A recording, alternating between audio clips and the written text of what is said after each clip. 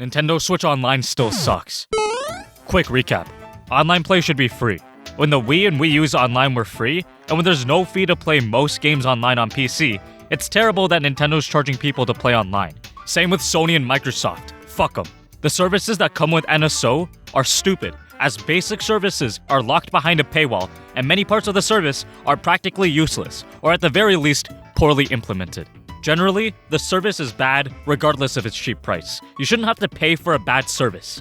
Now that's out of the way, let's get into the new shit. The expansion pack costs way too much money. For $30 USD, on top of the already $20 for the base service, you get 10 N64 games and 19 Sega Genesis games. Yes, more games are coming into the future, but you're buying the service now, not in 8 months. When you judge a service like this, you should judge it by the offers it gives you right now. Even if the game you want comes out during the time of your subscription, you'll have less time to play it than if it came out the day you originally bought the service.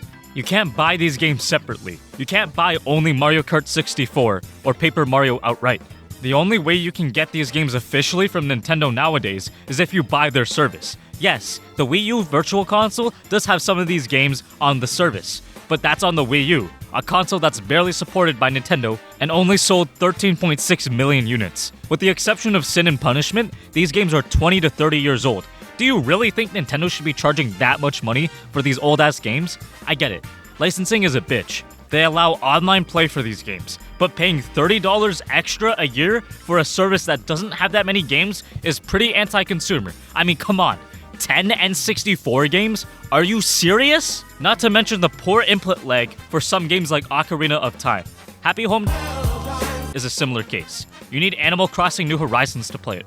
Although you can buy it separately, you are forced to get it if you buy the expansion pack, even if you don't own New Horizons. Nintendo does not offer a service in which it is not included, and is at a reduced price.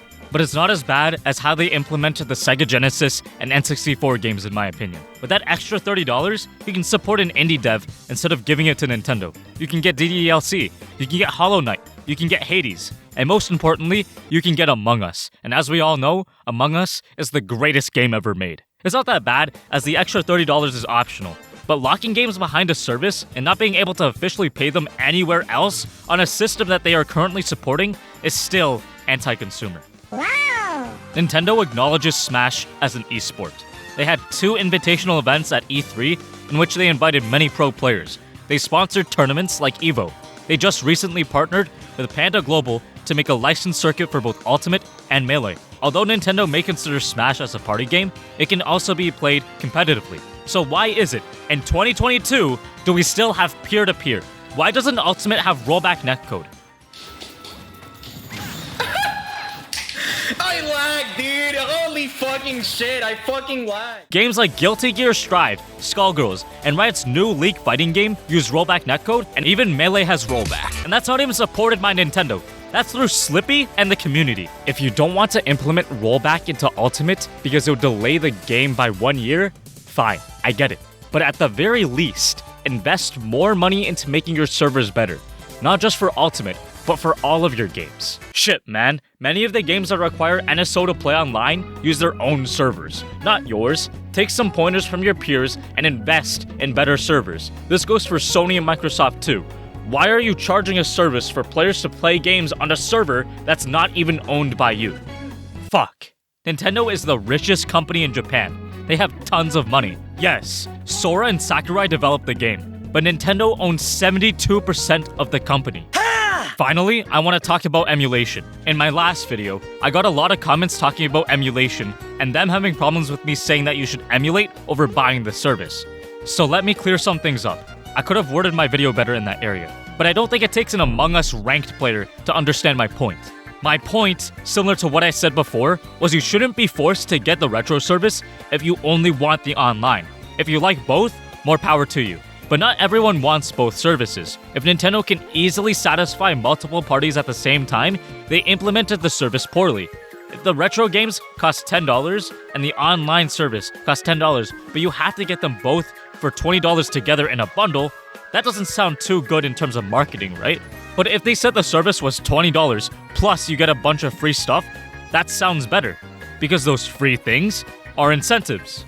If Nintendo still wanted to charge for online, This is what they should have done. They should have priced the online at maybe $12 and the retro games at $12. Then, as an incentive, if you buy them in a bundle for $20, you save $4. It's not perfect, but it satisfies more consumers. Now, emulation. Emulation is not illegal. Contrary to popular belief, the only illegal part of emulation is how you get the ROMs. If you get the ROMs from your own game that you bought illegally, that's not illegal. However, if you get the ROM from a site not affiliated with Nintendo and they mass-produce these ROMs, that's illegal. Now, I understand that Nintendo is in the right from a legal standpoint, but they are not right from a moral one. Do you really think it's okay for Nintendo to ruin people's lives for games that they don't even support anymore? And even if they do support them, you can't buy them outright on the Switch. These games are NES and SNES games. They're 30 to 40 fucking years old. Do you really think Nintendo should be enforcing their copyright on these old-ass games that they barely support anymore? Emp Lemon made a very good point about this in his video. Every company has a legal team. Every company is aware of these sites. Nintendo's the only predominant company that is suing and taking down these ROM sites. What is the main feature of Nintendo Switch Online? The online service that allows you to play games online through an online connection. It's in the name of the service. It's the online play. If these games were released recently, I would understand because they're hurting sales. But these games have been out for decades, and Nintendo has made zero effort to make them available for purchase outright on the Switch. It doesn't put a single dent on their bottom line. Look, I like Nintendo. I own a Switch. I have a lot of games on it. My favorite game of all time is Galaxy 2, and my top 3 games of all time are Nintendo games. Hell, I even like the Switch. I think it's an overall good console despite many of its hiccups. It's just that I think that the service is not that great and can be easily improved. Anyways, I hope you guys enjoyed this video, and I'll catch you in the next one.